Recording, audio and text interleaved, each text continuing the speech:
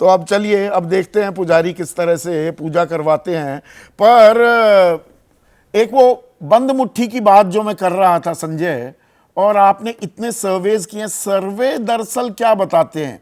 Priyanka Gandhi Vadra, this is literally the last roll of the dice from the Gandhi Nehru परिवार। अब उन्होंने अपना आखिरी अस्त्र, आखिरी चुनावी औजार उतार दिया है मैदान में। आंकड़े क्या कहते हैं? लोगों का नजरिया जो आपके सर्वेज में उभर कर सामने आया हो, वो क्या कहता है? देखिए, अगर लीडरशिप पॉपुलैरिटी की बात है तो जब भी हमने सर्वे किया, और लास्ट सर्वे 2024 के लोकसभा के चुनाव के समय किया, तो प्रियंका गांधी का कहीं नाम नहीं था कि वो चुनाव लड़ेंगी। और जब चुनाव नहीं लड़ रही हैं तो उनकी किसी भी पद के दावेदारी का कोई सवाल ही नहीं उठता। तो ऐसी स्थिति में आम जनता जो देश की है, जो आम वोटर थे, उनके मन में मतलब एक तरह से कोई उनकी छवि नहीं बन रही थी।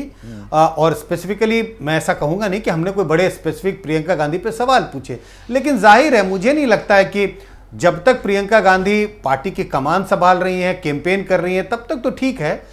और लेकिन इन बातों को लेके जनता के बीच में कोई बड़ा नजरिया नहीं बनता है। ये सारी जो चीजें हम डिस्कस कर रहे हैं कि वो ट्रबल शूटर हैं, बड़े अच्छे इक्वेशंस हैं, ये सब पार्टी के नेताओं के लेवल में ये सब चीजें मैटर करती है, वोटरों के लेवल पे ये मैटर नहीं करता। जैसा अभी विनोद भी कह रहे थे संजय बिल्कुल कि लोकसभा चुनाव में अच्छी वक्ता हैं, बल्कि बेहतर वक्ता हैं, राहुल गांधी से और सोनिया गांधी दोनों से बेहतर वक्ता हैं प्रियंका गांधी वाड्रा, इसमें कोई शक व शुबा नहीं है। और वो स्टार कैंपेनर की भूमिका में भी दिखी, भीड़ अच्छी खासी आती है, पर वो इतनी ज्यादा वोटों में तब्दील कर दे, ऐसा करिश्मा भी हमने होते नहीं देखा है। जहां पूरी जिम्मेदारी इनके कांधे पर थी 2022 के विधानसभा चुनाव में, मैं उत्तर प्रदेश की बात कर रहा हूं, तो 160 रैली और 40 रोड शो किए, और नतीजा क्या आया? 2 सीटें जीती और वोट बैंक रह गया 2.36%। तो ठीक है, आकर्षित करती हैं, नैन नक्श, अगर कोई तीखा नैन नक्श अपनी दादी की तरह दिखती हैं, पर वोट में तब्दील कर दें, वो हमने अभी तक ऐसा होता देखा नहीं है। देखिए, कई बार हमने सुना कि प्रियंका गांधी अपनी मां का कैंपेन संभाल रही हैं, अपने भाई का कैंपेन संभाल रही हैं, लेकिन ये उन कंस्टिट्यूएंसीज के बारे में था, रायबरेली और अमेठी के बारे में। और अमेठी तो हारे ना 2019 में। और अमेठी, हाँ, तो वही मैं कह रहा हूं, अमेठी और रायबरेली, अगर हम रायबरेली की बात करें तो पारंपरिक सीट है, और सोनिया गांधी के लिए वहां पर जीतना कोई बड़ी मुश्किल का काम नहीं था। तो जब जीत जाते तो हमें लगता है कि नहीं, प्रियंका गांधी ने, she has made a difference, उन्होंने बहुत इंपैक्ट छोड़ा। लेकिन अगर सचमुच एक चुनाव है जिसमें प्रियंका गांधी को कमान दी गई, पूरे यूपी की कमान नहीं थी, मुझे लगता है ईस्टर्न यूपी वो देख रही थी, और उस वक्त ज्योतिरादित्य सिंधिया कांग्रेस पार्टी में बिल्कुल थे, सही और उनके पास पश्चिमी उत्तर प्रदेश की कमान थी। लेकिन अब देखें कि वो एक चुनाव जिसमें बिल्कुल उन्हें इंचार्ज बनाया गया, इतनी खबरें हुई, उन्होंने अपना लखनऊ में दफ्तर बना लिया और प्रियंका गांधी अगले 2 महीने लखनऊ में रहेंगी।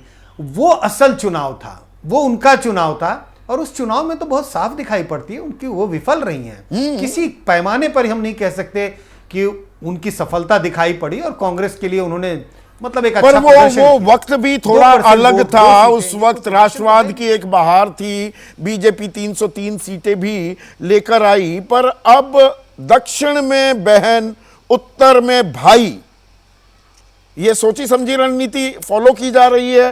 कागज पर तो अच्छी लगती है, पर इसकी जमीन पर कोई गूंज भी आप मानते हैं सुनाई देगी? अभय दुबे, अगर आप इस बात का विश्लेषण करें। देखिए, मुझे तो याद आ रहा है, जब आज हम लोग प्रियंका गांधी पे चर्चा कर रहे हैं, तो वो क्षण याद आ रहा है जब प्रियंका गांधी को उत्तर प्रदेश की राजनीति में लॉन्च किया गया।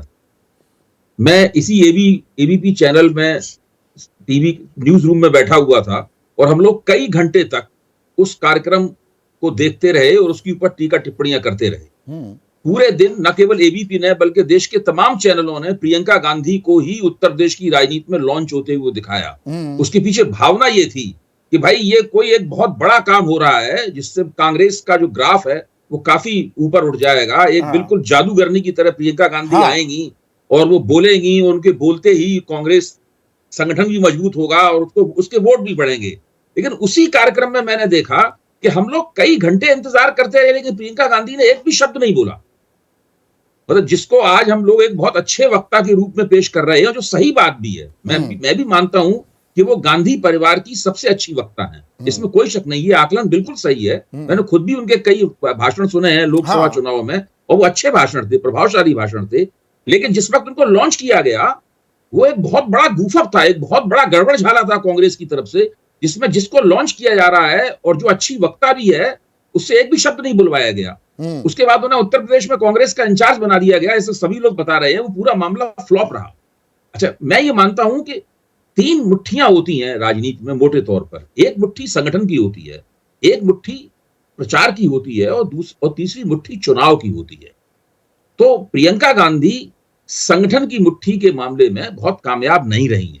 वो कहीं भी कांग्रेस के संगठन को आगे बढ़ाने में या उसके ग्राफ को ऊपर ले जाने में कामयाब नहीं रही हैं। उन्हें जिम्मेदारी दी गई, पंजाब भी उनकी जिम्मेदारी थी, अभी आदेश जी ने बताया, और मैं भी उनकी बात से सहमत हूं कि प्रियंका पंजाब में कांग्रेस की दुर्गति हुई, उसकी जिम्मेदार मुख्य तौर पर प्रियंका गांधी है। इसी तरीके से चुनाव जिताने वाला यहां तक सवाल है, प्रियंका गांधी के हाथ में की तरफ कोई भी श्रेय इसमें नहीं जाता किसी भी तरह का। केवल प्रचार करने का जहां तक सवाल है, वहां प्रियंका गांधी को मैं पूरे नंबर दूंगा। वो बहुत अच्छी वक्ता है, वोटरों को प्रभावित करती हैं, उनकी वजह से वोट बढ़ते कि नहीं बढ़ते तो सब कांग्रेस, इसमें बहुत सारे फैक्टर होते हैं। कांग्रेस का संगठन वहां कितना अच्छा है, हवा किस तरह की है, रणनीति किस तरह की है, वहां का उम्मीदवार किस तरीके के, बहुत सारे, केवल प्रियंका गांधी। लेकिन वो बहुत प्रभावशाली वक्ता है, एक रैली करने में, एक रोड शो करने में, लोगों से मिलने में, संपर्क करने में, कार्यकर्ताओं को भी उनकी मौजूदगी से आश्वस्ति प्राप्त होती है। ये सारी बातें अच्छी हैं, लेकिन प्रियंका गांधी की कांग्रेस के लिए ठोस रूप से उपयोगिता क्या है, ये शायद।